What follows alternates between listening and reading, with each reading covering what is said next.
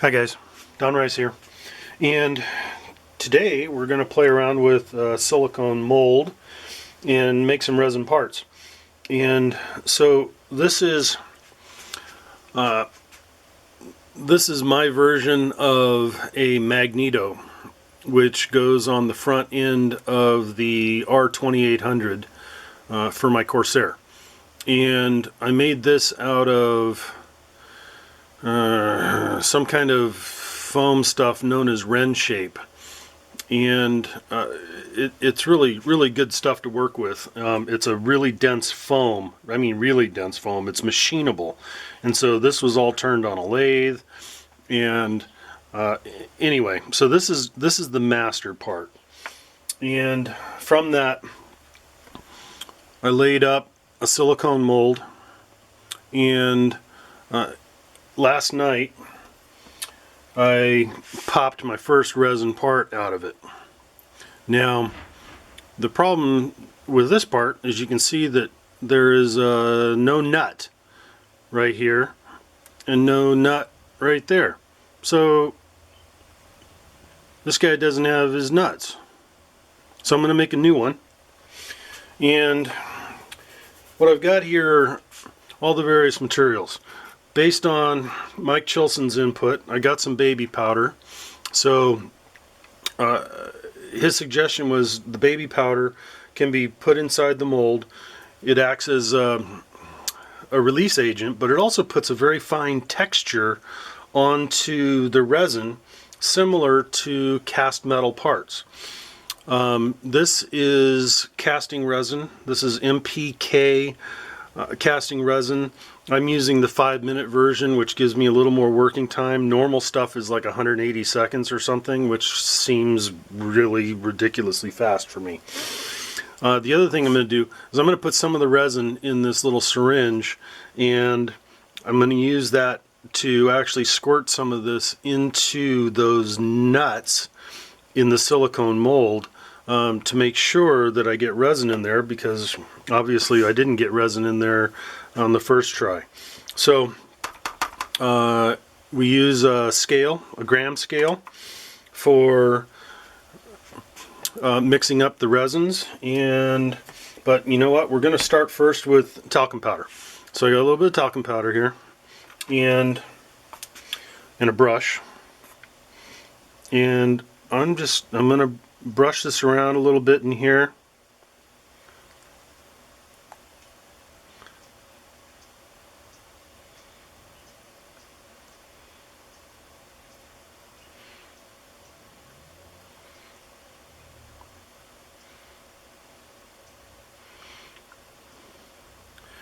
I've never done this method, so I'm going to blow it out with air, and hopefully that leaves a little bit in there. Maybe I don't blow it out with air. Maybe I just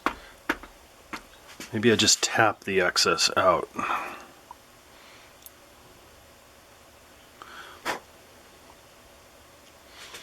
Okay.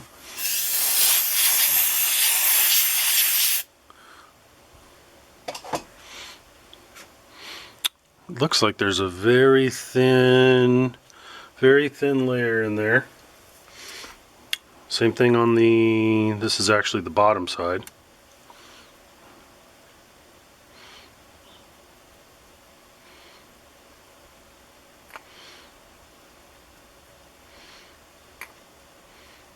It's the top side of the mold, but it's the bottom side of the actual part.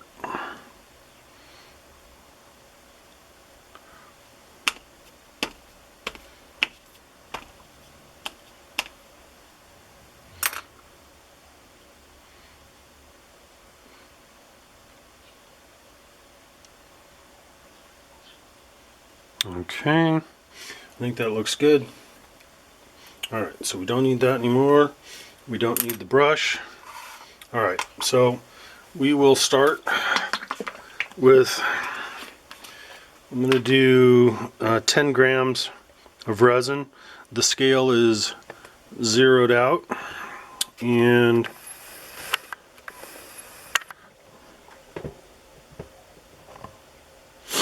and see how close I can get to 10 grams.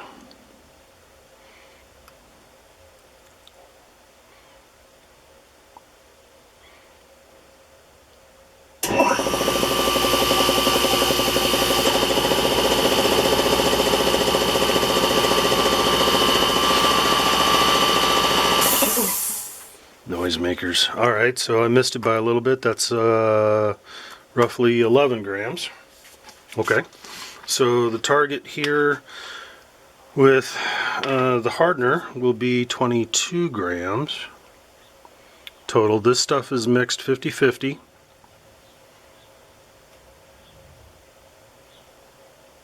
By weight.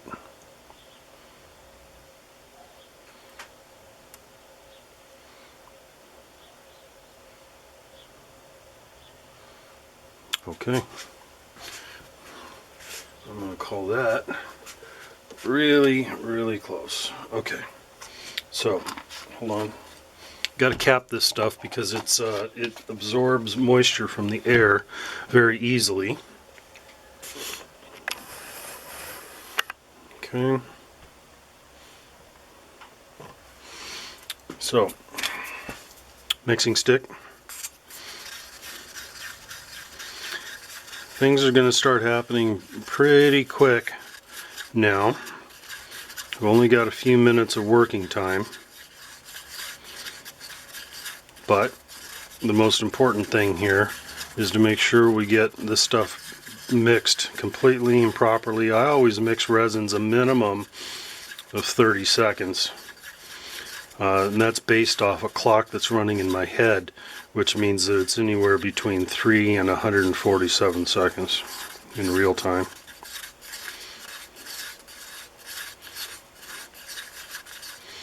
That looks pretty good. Okay, so I'm going to put a little bit into this bottle.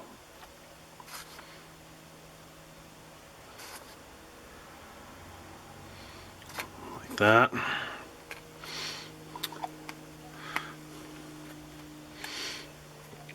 Okay. And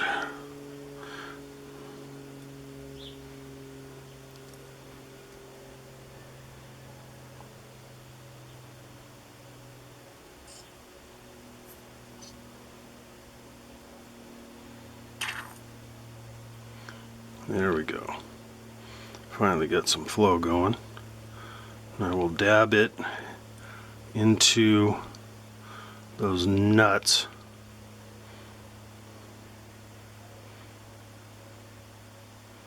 Like so. Okay. Get that off the side. Alright. We will put the mold together. Like that.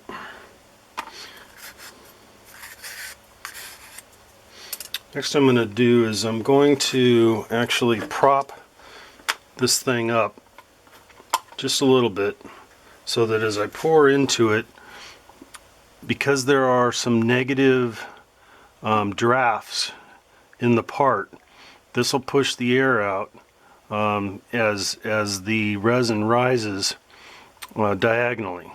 And at the very rear of the part there are no negative drafts, so all the air will push out through the negative part, or I mean the very rear part of the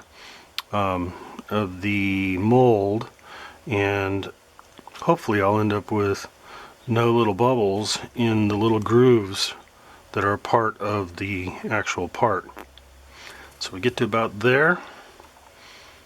I move it this way because there should be an air bubble right in about here. Move it around a little bit. Okay.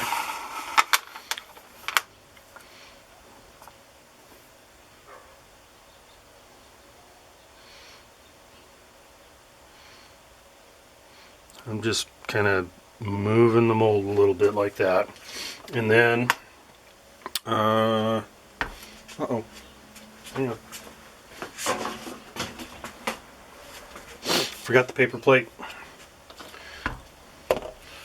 On top of an orbital sander.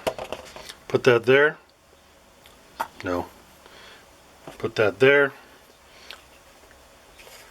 Turn it on.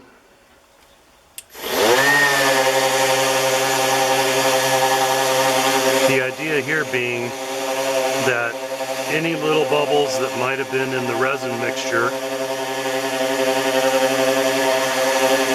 will now rise to the top. And actually I just saw a bubble, good sized bubble, come out of there.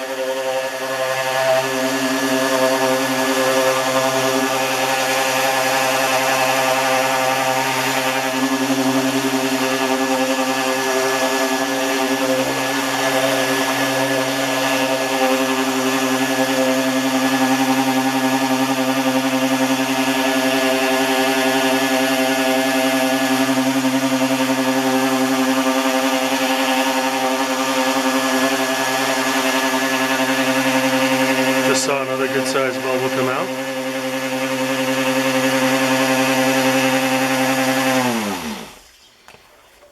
Okay, so the plan at this point is even if some bubbles did rise up to the top but are caught underneath this edge of the silicone mold, that'll be okay, because ultimately this is the very bottom of the part, and once the part is mounted and complete, this bottom cannot be seen. So I'm going to let that set up. Theoretically I can demold it in about 10 minutes, but I'm going to give it a little longer than that, and I'll bring you back for the demolding. Hey guys, alright, we're back, and it's time to demold this thing.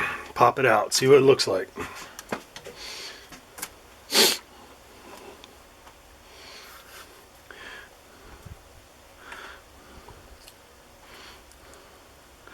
So just gently move around the mold just to release it. A little bit of wiggle here. There we go. Remember when I was telling you there's usually a big bubble at the back? I was unable to get that bubble to release. Now that's actually the bottom of the part, and so this big bubble here, wow, it's nice and symmetrical. It almost looks like it's supposed to be there. I might leave it. Alright, so let's see if I got all of the if all those nuts molded themselves this time. Just gently release it. I'm in no hurry here, and I want to take my time because I really don't want to damage the mold itself. These molds have a limited lifetime, and alright baby, here we go. Come on, there we go. We'll look inside here. I don't see anything in there. Alright, here we go. Ready? Ooh, look at that. Oh yeah, the nuts turned out much better. Alright, so the syringe technique worked out pretty well. I like it. Not sure if I feel a difference from using the baby powder in the mold. Might need to use a little bit more baby powder. Not really sure. But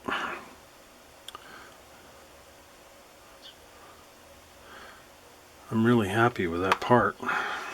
Oh, jeez, jeez, don't drop it.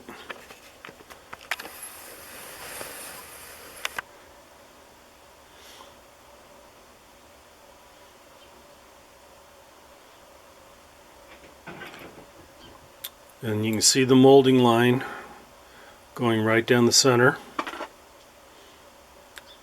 here, all the way around, easily removed.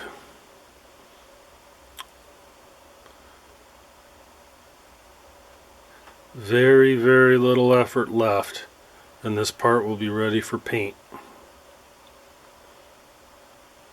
The bottom here, this is where the resin pours into the mold, and I just sand that off, and this part can be screwed and glued onto the dummy engine.